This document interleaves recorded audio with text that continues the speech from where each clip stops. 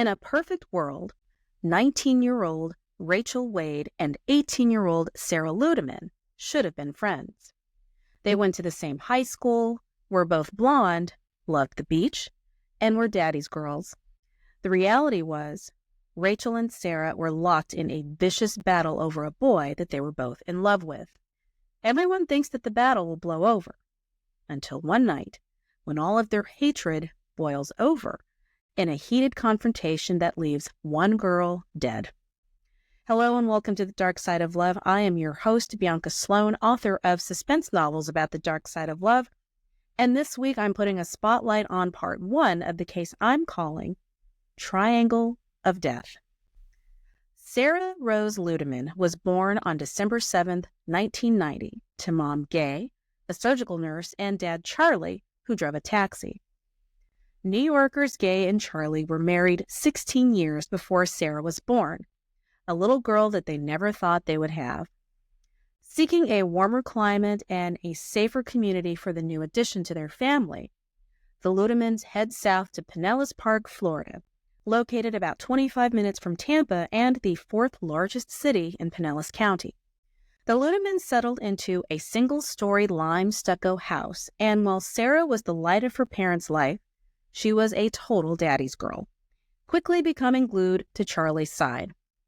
As the Tampa Bay Times reported, Charlie took Sarah to karate classes, Tampa Bay Lightning games, that's ice hockey, and Keith Urban concerts.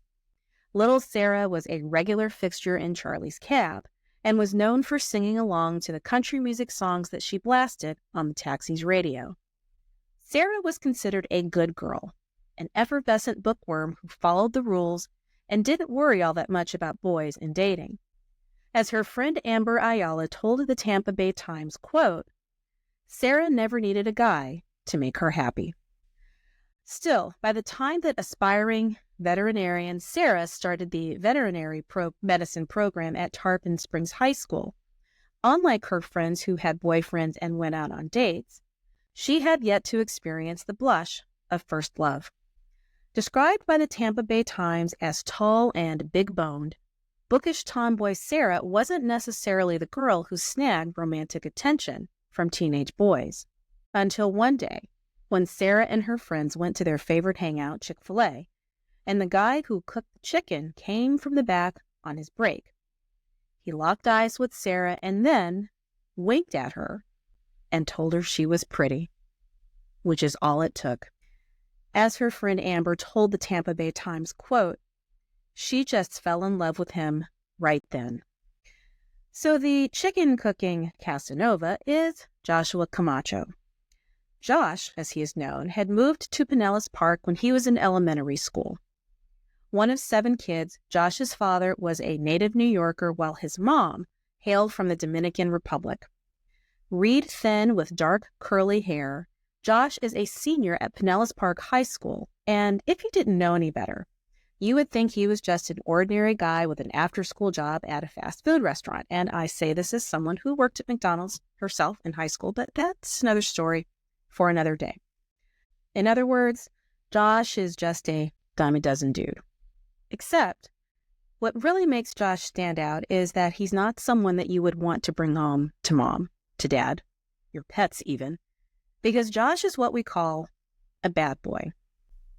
18-year-old Josh already had a baby with one girl named Erin, and he had a penchant for posing for pictures, shirtless with pit bulls, shirtless with guns. Yes, Josh loved showing off his tattoos, his guns, his blunts, you name it.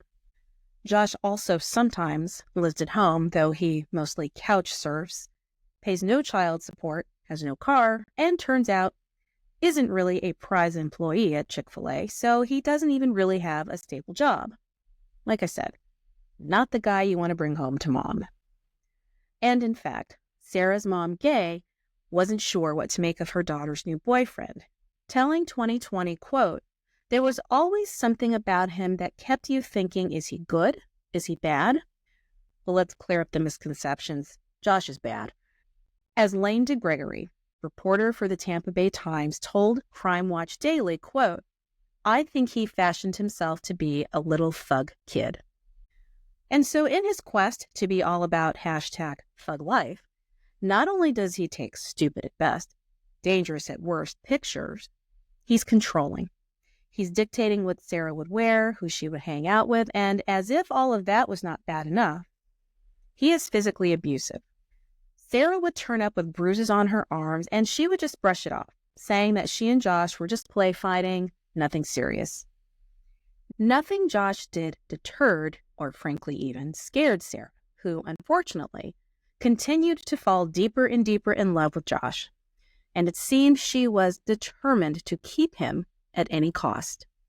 She lost 30 pounds and told her parents that she wanted to leave the veterinary program at Tarpon Springs and transfer to Pinellas Park High School where Josh went, also she could be closer to him. For Sarah's parents, it was distressing to see the changes in their daughter. As Gay said in 2020, quote, "I brought Sarah up to be a strong-willed woman, and it was sad to see her be a tiny, tiny person, like someone to have control over her." Her father, Charlie, was more blunt, telling 2020, quote, "When Josh said to do it, Sarah did it." So all of this is happening in 2008. And in those simpler times, Twitter and Facebook weren't really a thing. TikTok and Instagram, barely a twinkle in our eyes. No, in 2008, the hot and preferred social media platform that all the kids were using was MySpace. During that time period, it was the largest social media platform in the world. Don't you feel decrepit hearing that? But MySpace, it has its purpose. And in this case, it is how Sarah finds out about Josh's other girlfriend, Rachel Wade. In some ways, 19-year-old Rachel is both just like Sarah and her exact opposite. Like Sarah, Rachel grew up in Pinellas Park. And in fact, the girls grew up in the same neighborhood, though they didn't know each other. Rachel's mom, Janet, worked as an assistant teacher at a local elementary school while her dad, Barry, was a truck driver for a food distributor. She had an older brother, and she grew up in a new house with a pool. Like Sarah, she loved animals, hanging out at the beach, and going to the movies. And she, too, is a daddy's girl.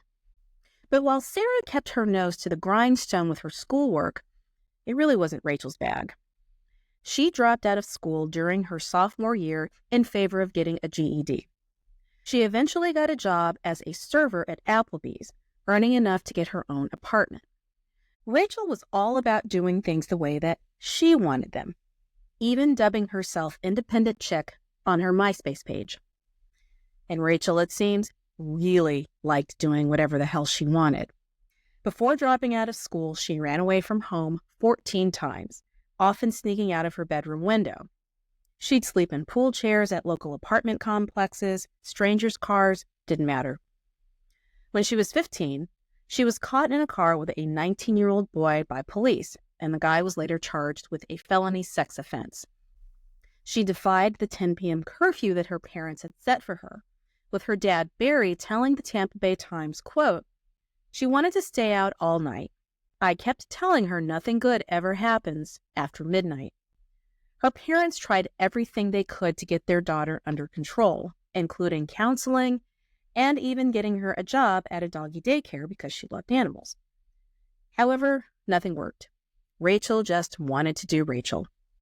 And so, unlike late bloomer Sarah, petite blonde Rachel had no trouble attracting guys. As Tampa Bay Times reporter Lane DeGregory told Crime Watch Daily, quote, "Rachel Wade was like the girl all the girls wanted to be like and all the boys wanted to be with." Now, the boy that she wanted to be with was, you guessed it, Josh Camacho.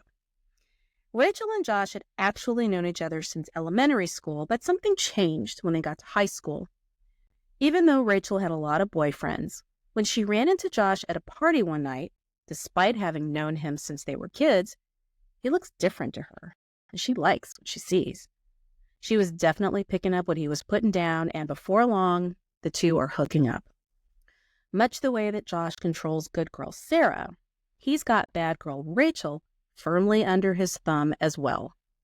Lindsay Addix, that's Rachel's friend, she shared with 2020 that Josh would often threaten Rachel with that gun that he liked to carry around and take pictures with, telling her, quote, "You'll never leave me," basically implying he would shoot her if she did. We all have told her to get out of the relationship with Josh plenty of times, but he just had this kind of hold on her. Rachel's friend Stephanie Pilver echoed this to the program, saying about Josh, quote, "If he said something to Rachel, that's what she had to do. He was very controlling." Despite knowing that Josh is sleeping with other girls, despite the fact that he's using her for a place to stay, for money, and who knows what else, and that he's controlling, Rachel just can't quit Josh. As her friend Eagle commented to the Tampa Bay Times, quote, "She would always tell us how he kept cheating on her. Nobody understood why she liked him." As true crime commentator Beth Karras says in Sex and Murder about Rachel, quote, "She had bad judgment when it came to men," as most teenage girls do. And like most teenage girls who are booed up, hell, girls my age, and I'm old, Rachel and Sarah were all too excited to post pictures of themselves with Josh on MySpace, which is how the two girls found out about each other. So again, where Sarah was kind of the good girl and Rachel was the bad girl. However, when it came to fighting over Josh, neither one of them were angels, because as soon as they learned about each other, the fuse was lit. So Rachel has seen a photo that Sarah has posted of her and Josh on MySpace, and of course, Sarah has seen pictures that Rachel has posted with Josh. And on June 17th, 2008, a forlorn Rachel dedicated a MySpace blog post to Josh, writing, quote, "When we first met, I was madly in love. But since then, things have changed. You called me names, you slept around. I deserve so much better." And Sarah is the one to leave a comment, something along the lines that Josh had found better. Well, this is not what Rachel wants to hear. And she manages somehow to get her hands on Sarah's phone number and proceeds to leave her a pretty nasty voicemail in which she declared, quote, "You're effing with me when you F with Josh. Seriously, I'm letting you know now you're either going to get effed up or something of yours is. Stop being a biatch." She seems nice.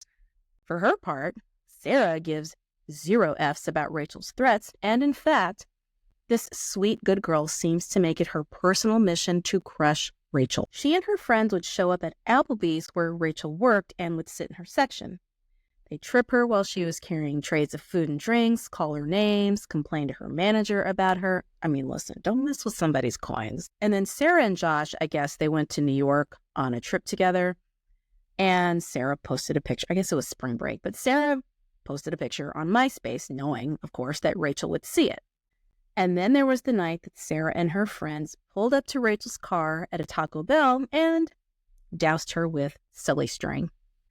As Sarah's friend Amber Ayala says in 2020, quote, "Teenage girls are not nice. Speak on it, Amber." For her part, Rachel's favorite method of torture is the telephone, leaving nasty voicemails for Sarah like it's her job. So for every one thing that Sarah would say or do, Rachel would just unleash a hailstorm of shiz on Sarah. As Rachel's friend Jamie Severino told True Crime Daily, quote, Sarah would say, "Oh, well, you dropped out of school. You're a loser. You're a whore." Rachel would say some things back to her like, "You're ugly. You're fat." Well, fat, pathetic, was the least of it. Rachel would leave taunting messages about how she was so much prettier than Sarah. Josh wants her more. What could he possibly see in Sarah? Rachel has a job. She has a place to live. She's got so much more going for her than Sarah, that she was nothing but a dumb biatch and to stop posting pictures with Josh. She even brags, quote, "He can get anything he wants from me." Yeah, I wouldn't go around telling people that. It's not a selling point. So where is Josh in all of this? Well, this should surprise no one, but he is sitting back, lapping it up. He loves it, these two girls fighting over him. He even has Sarah getting into screaming matches with his baby mama, Erin, who he's also sleeping with. It's just gross. Josh point blank tells Rachel and Sarah that in order to prove their loyalty to him, they need to be all up in each other's grills. They need to be fighting each other. As Rachel's friend Lindsay Addix explained to 2020, quote, Josh would say, well, if you want to be with me, then you'll fight with her for me. Unfortunately, Rachel and Sarah fall for this guy's okey doke and do just that. As Tampa Bay Times reporter Lane Gregory observed to True Crime Daily about Josh, quote, he made himself into a prize, and the more he played on them, the more they each wanted to be the one he chose. Next week in part 2 of Triangle of Death, Josh continues to stoke the venom between Rachel and Sarah, which eventually pushes the girls into a deadly confrontation that only one of them will survive. Thank you so much for joining me for another episode of The Dark Side of Love. I am your host, Bianca Sloan, and show your love for The Dark Side of Love by visiting thedarksideoflove.com for show notes and transcripts. While you're there, sign up for my newsletter to be notified about new episodes, and you can also find a link to my Patreon page where you can access bonus material and other fun stuff. Learn more about my suspense novels about the dark side of love by visiting biancasloan.com. Thanks for hanging out with me, and join me next time for another tale of love gone wrong. I'll see you on the dark side.